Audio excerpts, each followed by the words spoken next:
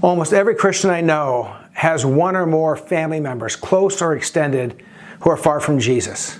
And for every one of us, and I'm one of those people, our hearts ache for our family members to meet the Savior, to encounter the love and the grace of God through Jesus Christ. So as you learn to share your faith with family members, it's particularly challenging at times because they're family.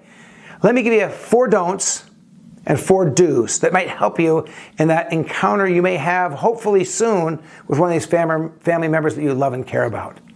First, don't try to force them. Don't try to push them towards Jesus. I find when people push me, my natural response, push back. Don't be forceful.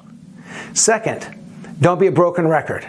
Share your story, share your faith, but if you find yourself saying the same thing again and again and again and again and again, you get irritated, like you're irritated with me right now saying again and again. Don't be a broken record. Share fresh new thoughts, but don't be overly pushy. Don't be a broken record. And then third, in the way you come at life, don't be judge, jury, and executioner. We are in a polarized time with lots of conflict and people disagree on things. Don't be that person who decides when someone in your family isn't living the way they should. You don't expect a non-Christian to act like a Christian. But don't be that judge, jury, and executioner. You will give people the wrong impression of God if you behave that way. And then fourth, don't use religious language. I've been sanctified. I've been born again. Those are words that don't make sense to a non-believer. Just talk like a regular person. So those are 4 don'ts as you're talking with your family and walking with them towards Jesus. Here's 4 things that you should do. Number 1, show Jesus. Live out a life that reflects the presence of Jesus. I actually saw Jesus before I became a Christian in my sister Gretchen. The way she loved and cared. And then when I met Jesus, I'm like, oh, that's why she was changed. I saw the presence of Jesus. You can do that.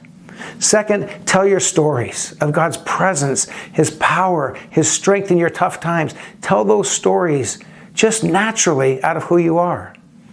Number 3, forgive quickly. You should be a fountain of grace. Because you've received grace freely, give it freely. That will reflect the presence of Jesus. And then finally, share His story. Tell the story of who Jesus is and what He's done. When that door is open, be ready naturally, honestly, to talk about who Jesus is, what He's done, and who He is to you. Remember the don'ts, remember the do's, and shine God's light in your family.